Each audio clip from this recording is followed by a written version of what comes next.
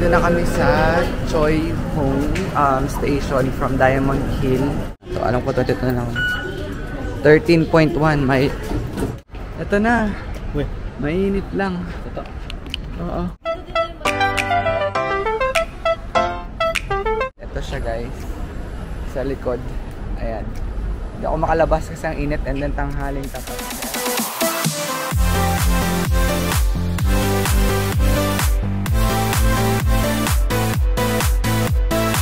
Nagmerenda lang kami saglit and it is 12:16.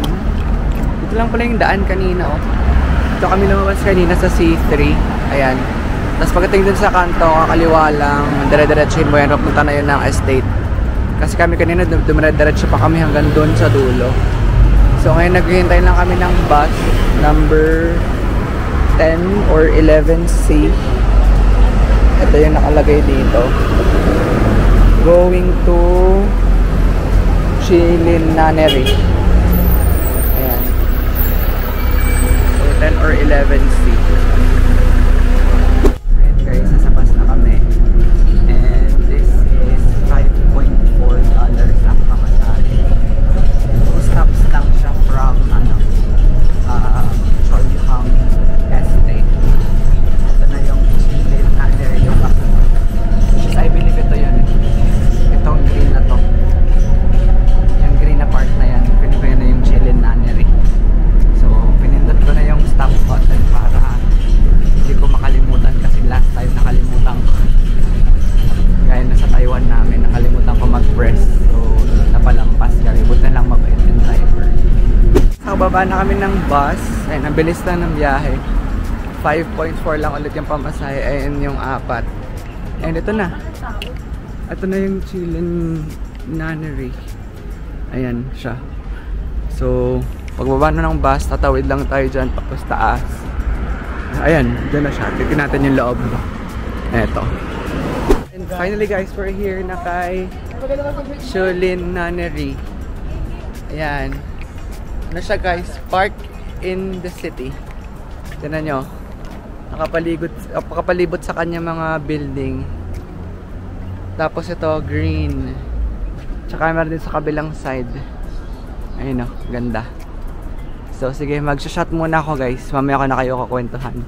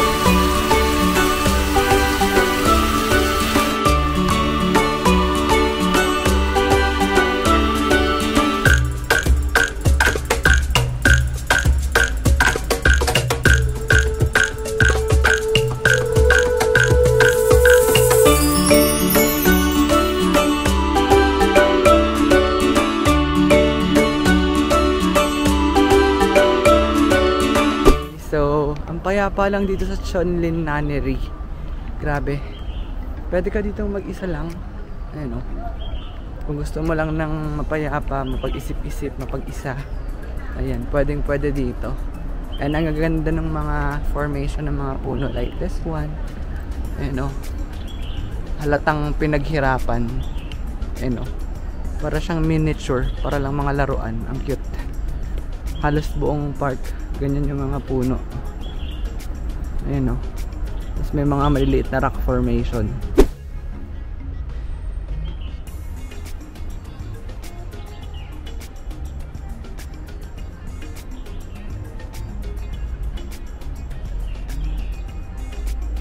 Okay, ngayon kaya natin pasukin tong parang museum nila dito. Ah, yeah, museum na. Ito. Ito siya. Sige. Share ko sa inyo kung ano yung makita ko sa loob.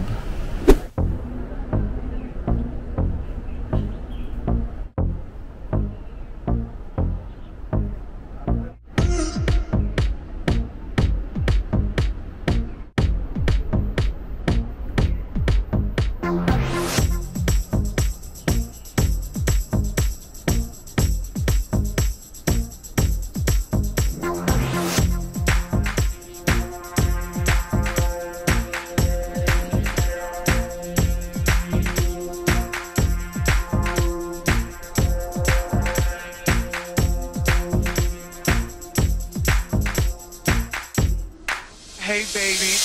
Ang galing guys, so tingnan nyo. Meron ditong model showing a corner bracket of the main hall of Chilin. So ganito siya ginawa. Ano, alam niyo yung mga pieces of woods na pinagdikit-dikit lang na parang puzzle. Wala silang ginamit na pako or kahit anong pandikit. Ayan, yung mga symbolism na mga ginamit nila from 1 to 34 na piece of wood. And ito yung sample ng corner. Tingnan nyo, pinagsingit-singit lang yung mga corners. Walang ginamit na pako-pako dyan. You know, galing. You know, pinagpatong-patong lang, tapos may mga pinagsuksukan na na mga parts ng wood. Ang galing. And sample lang daw to ng corner. Ganda.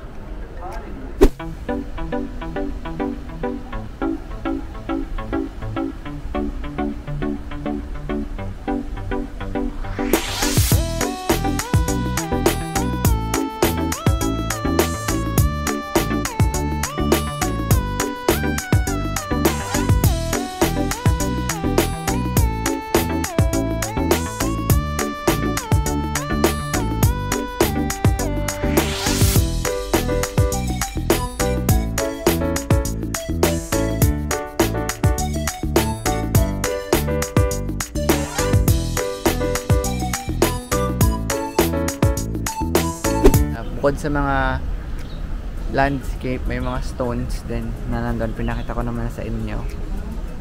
Or kung ano man mauna doon. Basta may clips ako kung ano mga stones ang meron doon. Ang gaganda. Parang hindi normal na bato. Baka dito lang nila nakita yun sa area na to. Kaya ginawa nilang protected area to with a lot of trees and bonsai. So ito, tingnan nyo. Daming bonsai sa harap namin. Ayan o. Bonsai, bonsai, bonsai. Ayan pa. Hanggang dun, dinidiligan ni kuya yung mga ibang bonsai dun. Kasi ito ata bonsai na tawag dito, no? Yung parang miniature yung mga puno dito. Ayan o. Yung mga puno nakapaligid guys, hindi siya normal puno. Parang miniature.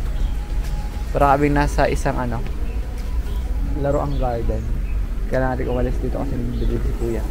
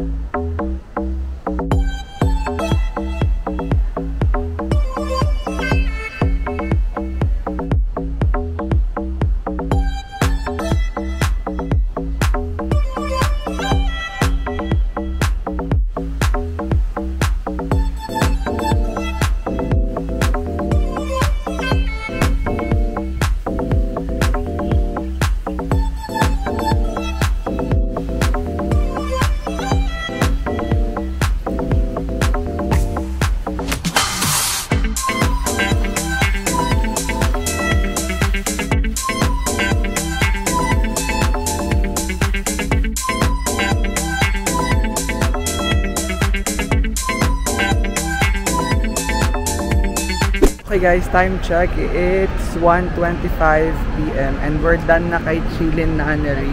Ayan. So napaka-chill lang dun sa Chilin Nunnery guys. Ito yung bus stop pala. Tapos lakad ka lang onte. Ayan, ito Chilin Nunnery na yun at saka yung kabilang side. So dalawang magkatapat sila. Do may tawiran naman na. And ngayon, babalik kami ng MTR Diamond Hill Station. Then lipat ng Yautong Station. Sana magkasya pa yung load. Or else mag-load na naman tayo. Eh wala ko magpapalit dun sa Chongqing Mansions. So punta muna kami ng Kuntong Line MTR Station. And update ko na lang kayo mamaya guys. Okay? Mag-stop over muna kami sa Don Donki. Ayan. Ano ko, sikat sa Japan daw yan, Don Quixote. Meron din sa Taiwan yan, pwede na may puntahan dahil akala namin kainan lang pero hindi. So ngayon kami magbabawi. Pupuntahan namin si Donki. So, ayun. Wait lang.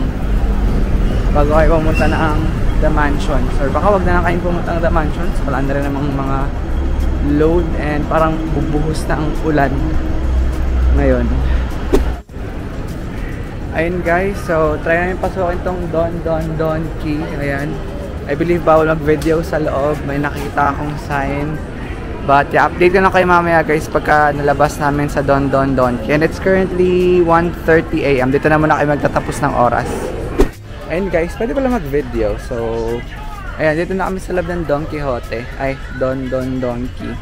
It feels like we're in Japan. So, sign na ba to? Sign na ba to para Japan ang isunod? Ano? Sign na daw. So, ito, ang cute oh.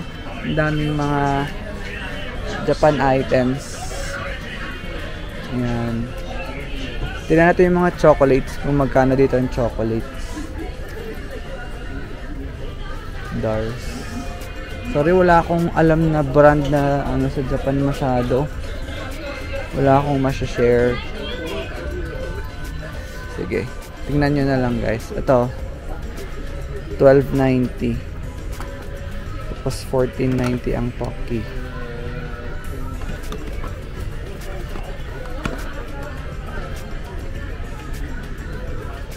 Oh, $5 lang yung ano, Hello Panda. 6. Okay. Ito yung chocolate. KitKat is $9.90.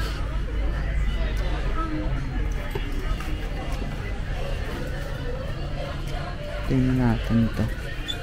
Dars 10.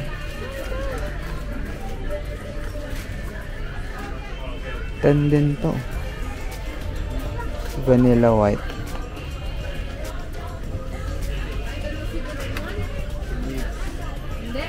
Meron lang mga 10.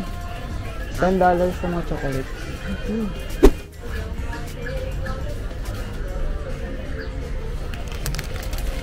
Butter cookies, $9.90.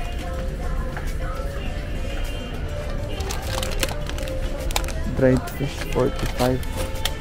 20 per 2 packs. Or 2 pieces rather.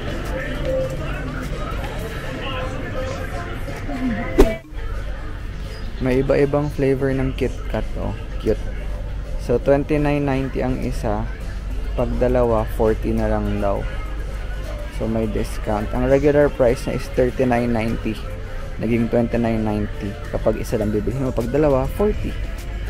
Okay guys, so we're done. Nakabili na si El at yung yung kaibigan niya dito sa Don Quixote.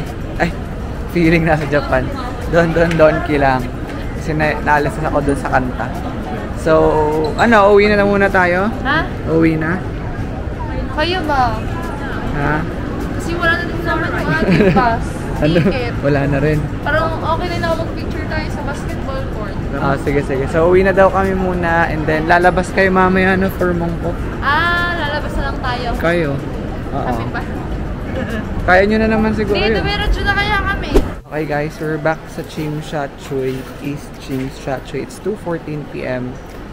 And yung tatlo, dediretso ng Mongkok. Gusto daw nila matry mag-travel nang sila lang. So, pagbibigyan natin. Kasi magbibili daw si Ai ng pasalubong extra.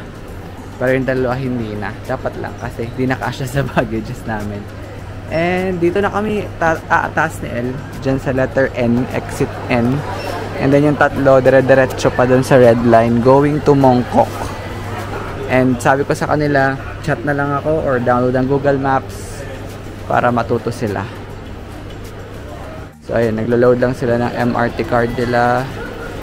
And then yan, tingnan natin kung magiging successful ang kanilang journey with their travel without me. Bibiling ka pa ba doon? Saan? Sa Mongkok? Bibili lang ako ng pag may nakita ko yung may bag na Hong Kong na maganda. Yung nakita natin para kahapon sa'yo? sa akin. Personal naman na yun. Okay, good. Okay na yung fix na yung mga pasalubong. Oo, okay na yun sa akin. Ay, Yung hindi, na pa rin dalawa. personal lang yung bibilin ko, guys. Ito si Ay, mamimili pa yan, madami pa. Hindi po, Ikaw? bag lang. Ikaw, Des, mamimili ka pa? Baka hindi na. Samahan lang. So basta babaan nyo, Mongkok. Pagbalik, Mongkok ring tutumbukin nyo. Tapos pauwi is Chimshachoy. Either N or D ang sasakyan nyo. Ay ang lalabasan nyo. Tayo pagpunta ng diretso dun, di ba lalabas sa Mongkok? Di ba diretso lang tapos sa kaliwa? Marami exit ang Mongkok. Uy, grabe naman. So hanapin nyo na lang sa ganun, oh. Kung saan yung ladies market sa mga ganyan. Or sa Google Maps. Okay, ingat kayong tatlo ha. Chat na lang. Pag naligaw, walang iiyak ha. Ayan. Ayan. So ayan guys. So mag-ingat kayo ha. Ayan. So first time nilang silang tatlo lang yung lalakad. Magsha-shopping. Ayan, sabi ko sa kanila, sundan lang nila yung color red line. Tapos kami ni El dito na kami exit sa kabila. So ayun, tingnan natin kung ano mangyayari sa tatlo. Abang-abang tayo ng chat nila.